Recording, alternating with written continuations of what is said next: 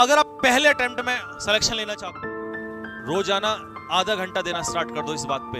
कोई एक टॉपिक उठा लो, टॉपिक के नाम में आप ऐसे पेपर देके निपटो, तुरंत कसम खा लो एक टॉपिक रोजाना तैयार करूंगा भाई। और जिसको इतनी नॉलेज उस समय तक होगी 10th 11th तक, क्या वो बच्चा रुकेगा किसी से? वो नहीं रुकेगा भाई। जिसको नॉलेज है वो बोलेगा, और जो बोलेगा वो कॉन्फिडेंट होगा, और जो कॉन्फिडेंट होगा वो सिलेक्शन लेगा। आज आपको ऐसी ऐसी सच्चाइयों से रूबरू कराऊंगा, क्योंकि मैं शायद इस टॉपिक पे आज बहुत ज्यादा भी बोल सकता हूँ, क्योंकि इसका कारण है मैं एनडीए का स्टूडेंट भी रहा हूँ। ठीक है, तो चलिए आज का टॉपिक है हमारा एनडीए। बिकॉज मैं एनडीए का स्टूडेंट रह चुका हूँ और मैंने 3 बार एनडीए क्वालिफाई किया है। ठीक है, तो इसके बारे में मैं आपको बेसिकली बताऊंगा होता क्या है। एनडीए के एग्जाम में आपको पता है 2 चीजें आती है, एक आता है मैथ्स, एक आता है जीएटी। अगर तुम मेरे से पूछोगे एज अ स्टूडेंट, मैं टीचर बन के नहीं बताऊंगा, क्योंकि आपको टीचर बन के जब भी कोई आंसर देता है तो वो आपसे रिलेट नहीं हो पाता है। तो ये समझिए आपके सामने एक एनडीए का स्टूडेंट बैठा है और मैं अब पीछे जा रहा हूं अपनी जर्नी पे। जब मैंने एनडीए का एग्जाम निकाला तो मैं आपको बताऊंगा कि तुम्हारी जगह अगर मैं हूं तो मैं क्या करता जो मैंने किया था।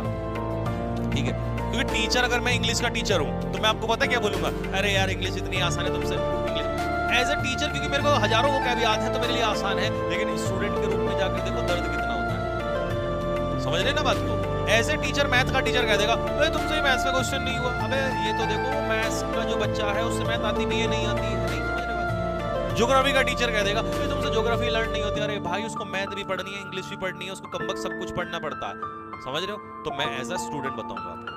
देखिए, जो बच्चा ये सोच के चलता है कि एनडीए का पेपर इस तरीके से निकाला जाएगा कि आपका हर सब्जेक्ट परफेक्ट हो जाए, तो आप जीवन में एनडीए नहीं निकाल सकते। सबसे पहली बात नोट करते रहना, पॉइंट नंबर 1। मैंने स्टार्टिंग में जब फर्स्ट एनडीए निकाला था तो मैं आपको बताऊं, मैं इसकी कसम खा के कह रहा हूं, इससे बड़ा मेरे लिए कुछ भी नहीं है, क्योंकि यही है सब कुछ। इसी ने मुझे जीवन में जो भी दिया वो दिया आज तक। ठीक है, नॉलेज, किताब, विद्या, जो भी कहते हैं, इससे बढ़ के कुछ हो नहीं सकता।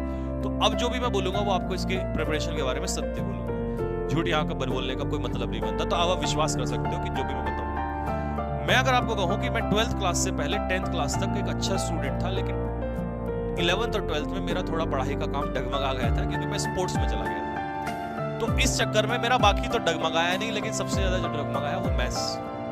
क्यों? क्योंकि मैथ्स की दिक्कत ये होती थी कि मैथ्स को कमबख्त करना पड़ता है सॉल्व। रटने का काम तो 4 घंटे बैठ के रट ले कोई भी। इंग्लिश रट ली, सोशल स्टडीज होती है 12th में, जो भी XYZ जो भी टॉपिक, हिंदी, बाकी सब रटने का था। रटने का काम बहुत जल्दी हो जाता था, लेकिन पढ़ने के लिए, सीखने के लिए तो आपको क्लास में बैठना पड़ेगा, और मैं क्लास में कम बैठता था। बाकी में तो इंग्लिश में किसी कॉपी लेके काम नोट कर लिया, लर्न कर लिया, लेकिन मैथ्स तो तब क्लास में बैठोगे